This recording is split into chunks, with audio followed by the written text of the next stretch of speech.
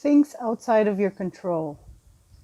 That was one of the questions that I had in the survey. And today, actually, I want to bring in two questions, because one was, what is outside of your control that's keeping you from living your purpose? And the other one was, what will be the worst case scenario in living your purpose, right?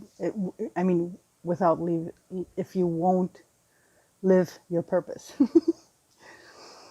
And to me, those go hand in hand with one thing that I want to talk to you about, and that's the things that are outside of your control. I truly believe that everything we do is inside of our control. I remember, and I think I told you that when I started studying the Hawaiian philosophy, that's when I actually got re-empowered and self-empowered to do all the necessary things, and to really create my purposeful life, right? And this happened with one sentence: the world is what you believe. If some of you might have studied Huna, or may know Huna philosophy, the Hawaiian philosophy, and the first principle that they teach is the world is what you think. And to me, that sentence is very, very important, because I believe that whatever we think, whatever we believe in our depth, that's what the world is, right?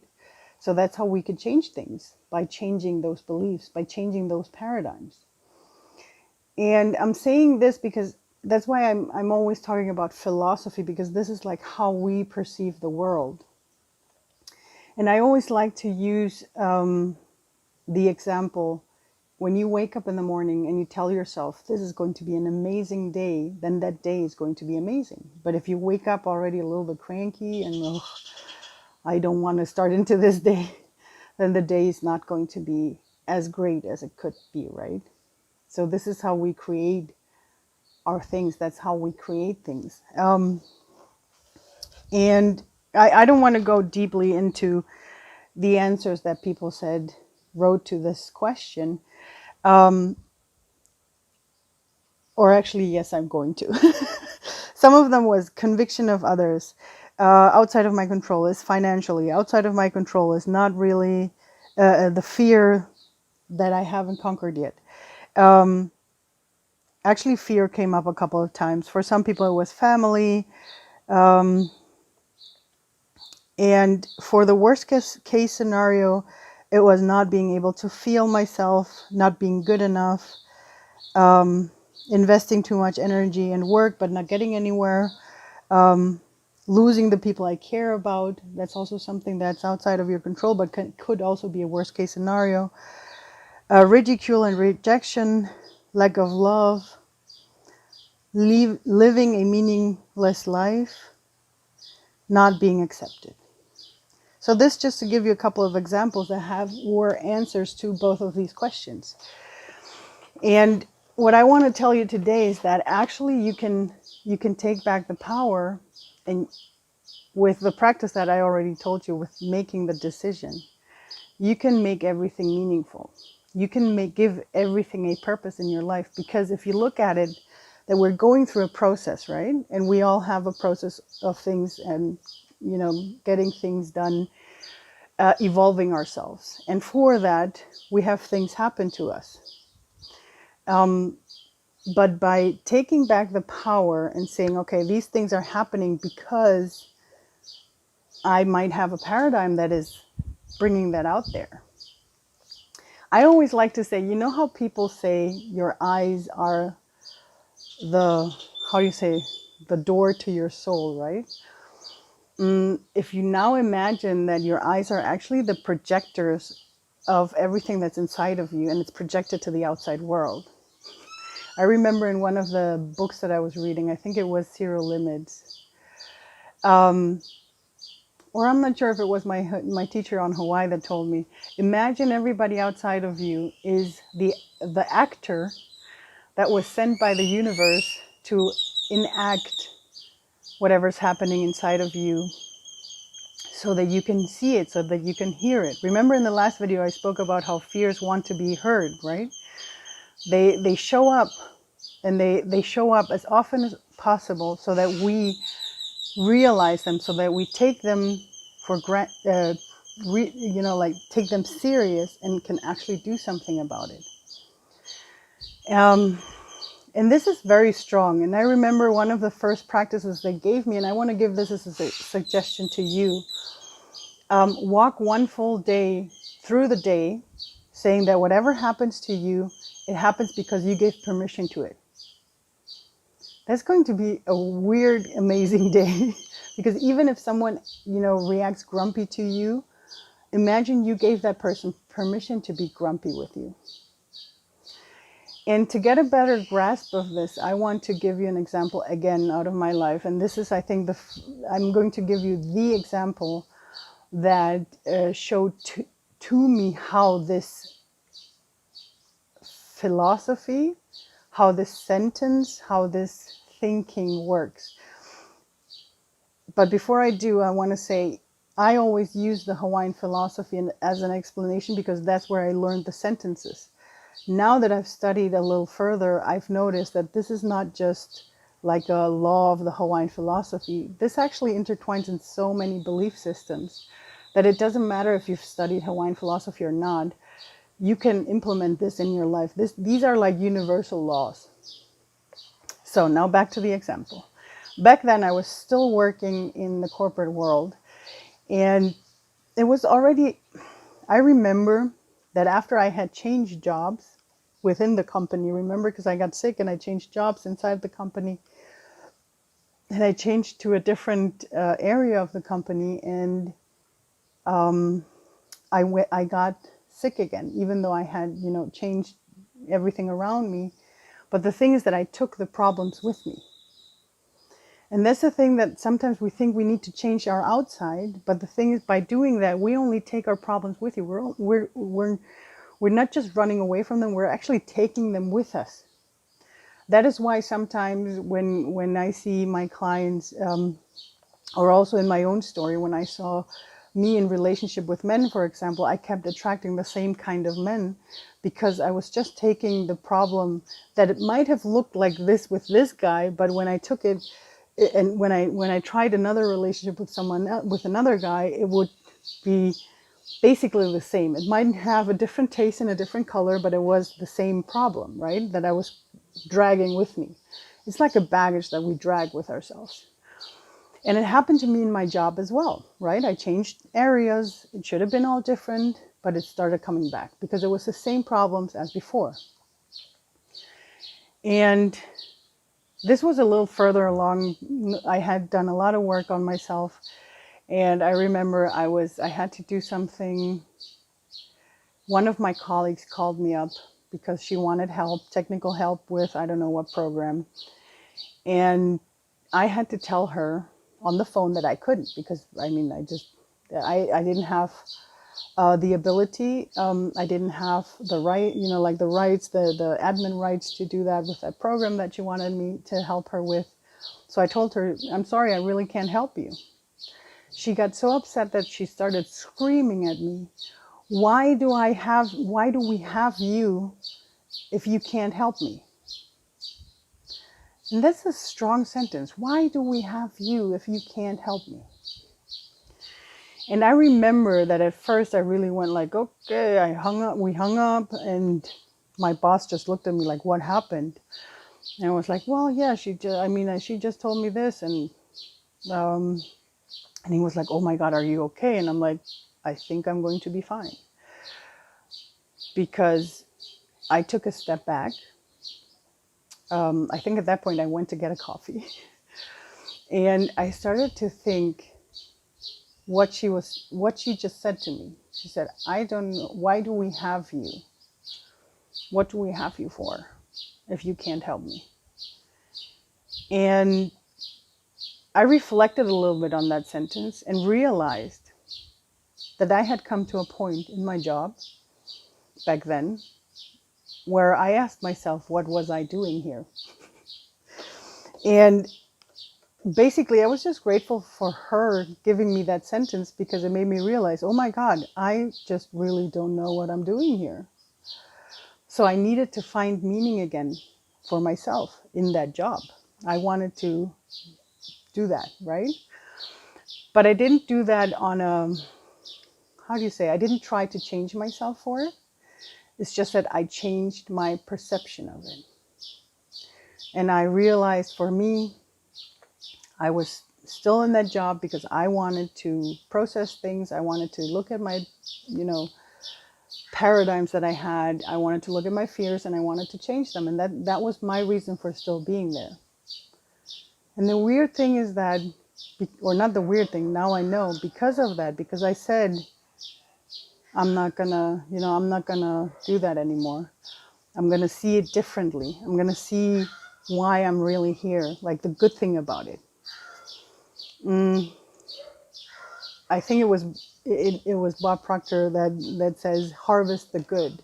Harvest the good out of that situation. So by doing that, it changed my mindset to it. And that was actually a couple of weeks later, I was able to leave that job.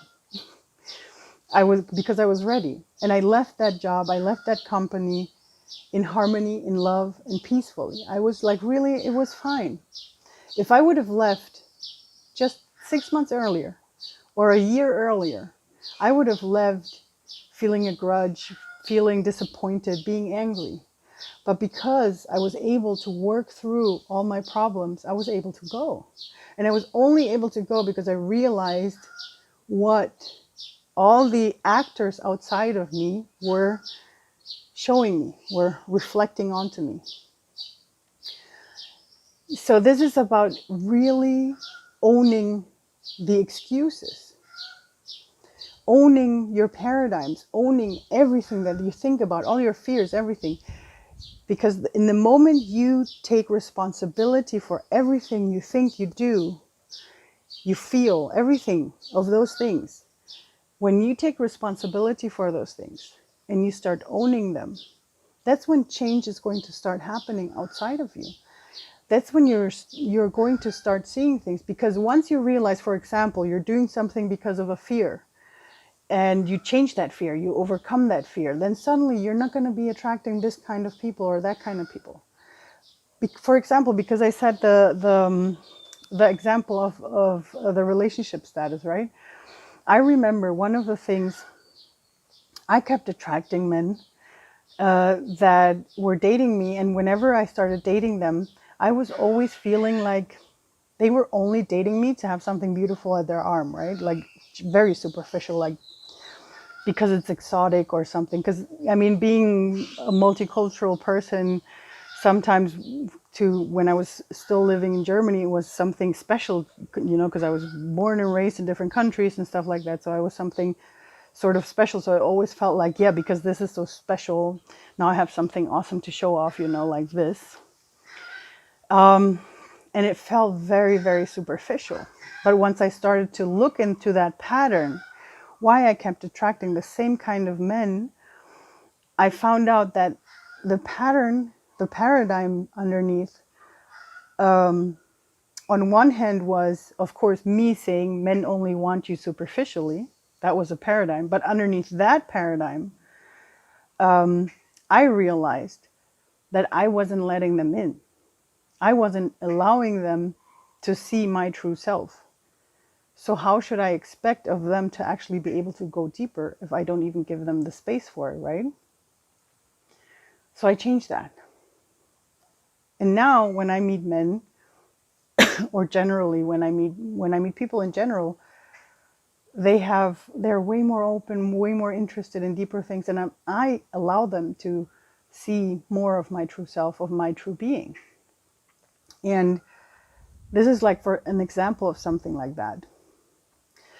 And I want to show you another example, because we also had one person talking about obligations in the last video, and here again in these answers we also had things outside of my control, is my family, they're there and they need me.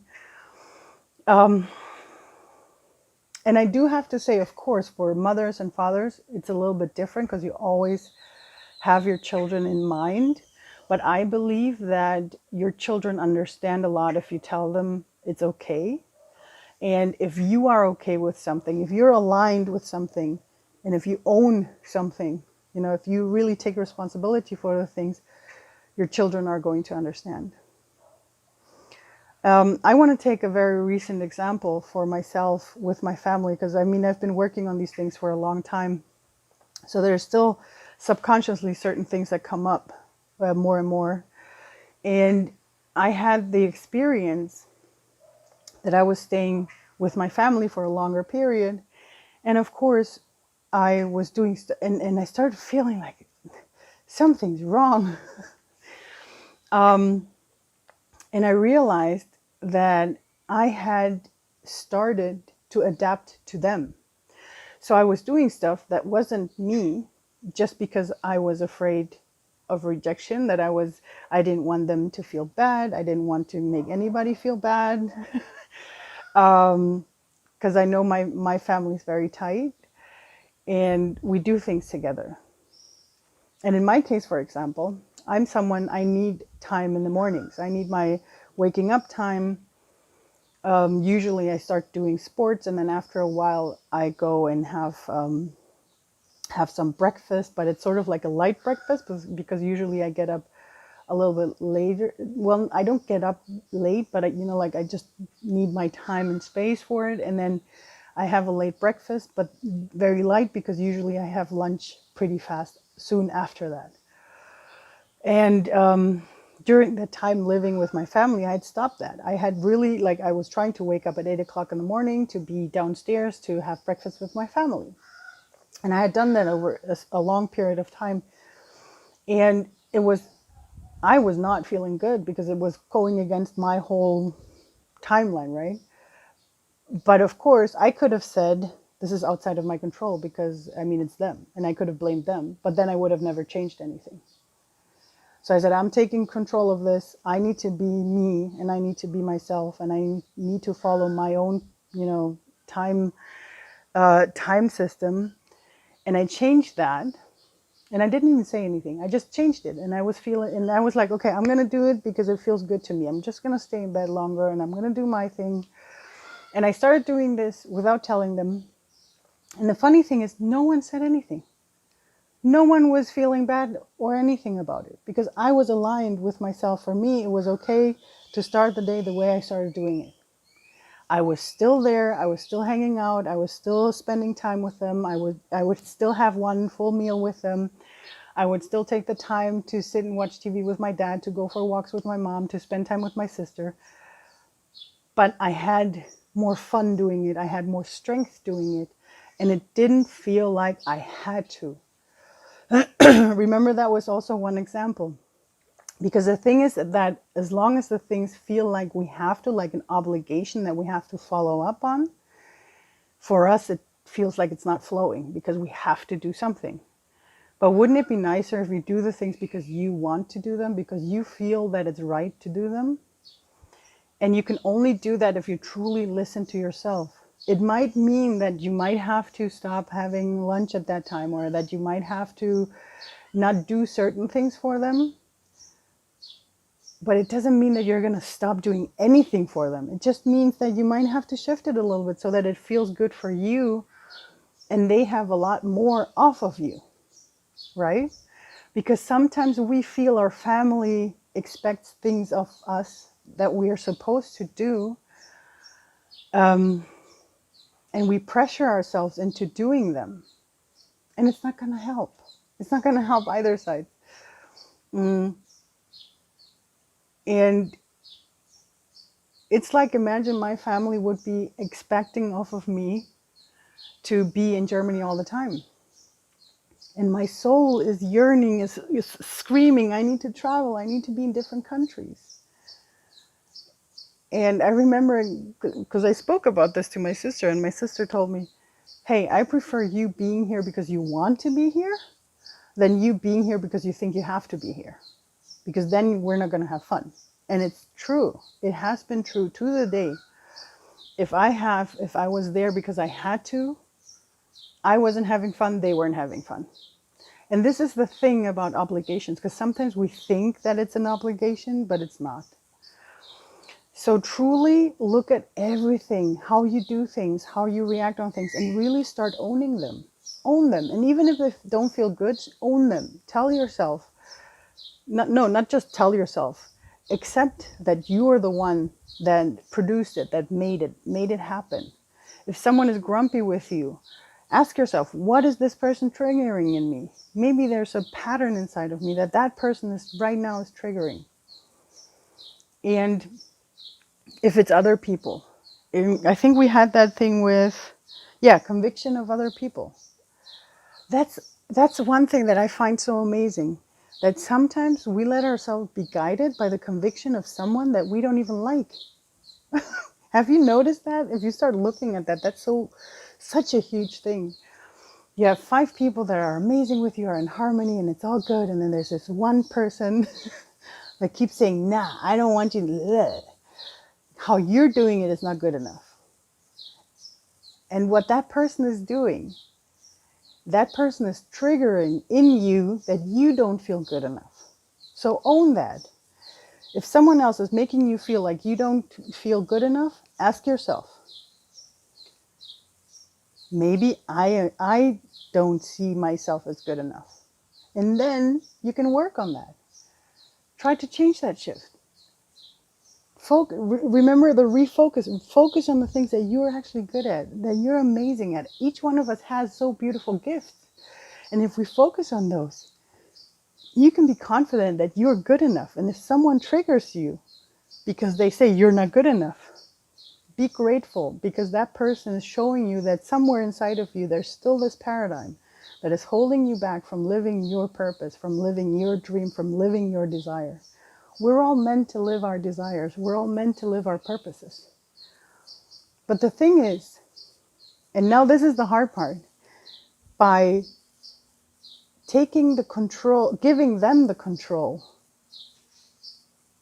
it's sort of like an excuse.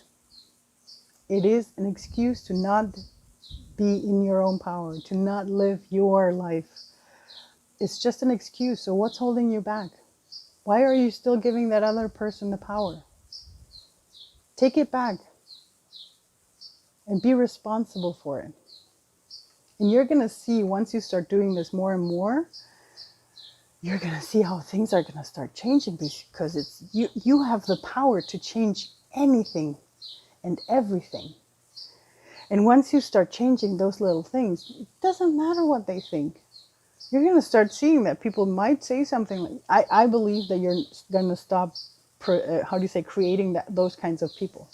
I think I gave you the example of me cutting the hair, right?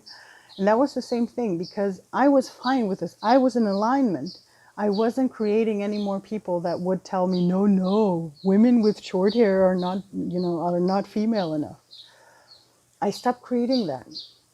Another example for that was, because maybe this is something also purposefully for those of you that already know your purpose, but you're not daring to do it.